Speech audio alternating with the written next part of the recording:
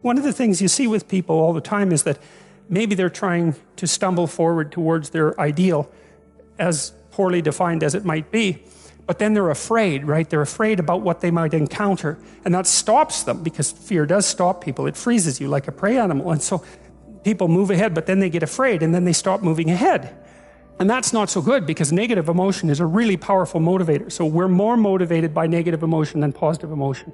Quantitatively speaking, you can measure that. And that's, I think, because we can only be so happy, but we can really be suffering and dead, you know? So we have to pay more attention to the negative. And that's bad, because the negative can stop you. And then in my clinical practice, you know, I often talk to people who are trying to make a difficult life decision, and they're weighing out the costs and the benefits of making the life decision, you know? And one of the things I always talk to them about is, wait a second, that's an incomplete analysis. You have to weigh out the benefits and the costs of doing this. And you have to weigh out the costs and benefits of not doing it. And that's not the same as the zero that you assume that you're starting with, right?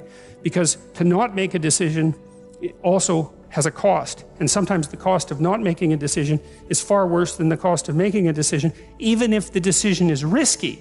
And so one of the things you can derive from that, and this is very useful, I think, is that this is also, I think, why it's so useful to contemplate your mortality, so to speak, is you're screwed no matter what you do. You know, and that actually frees you, is that you have path A that has catastrophes and you have path B that has catastrophes, and you don't get to have the no catastrophe path, but you get to pick which one.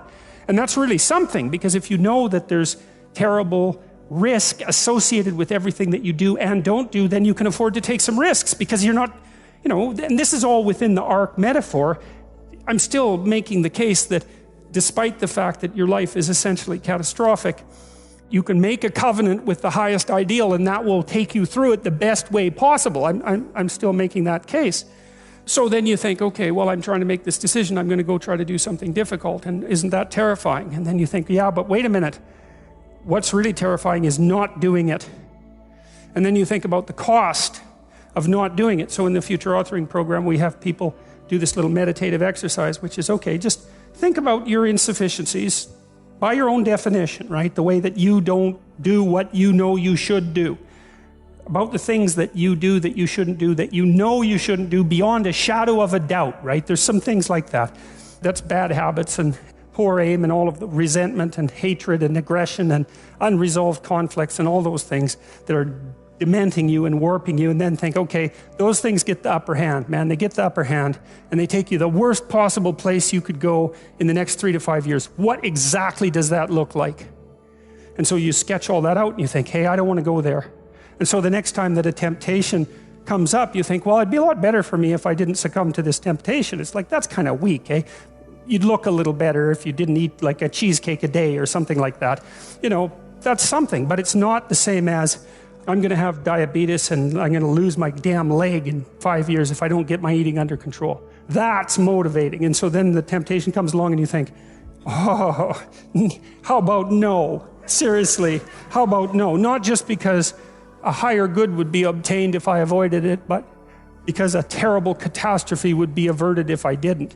And so, well, so you want to get your fear behind you, right?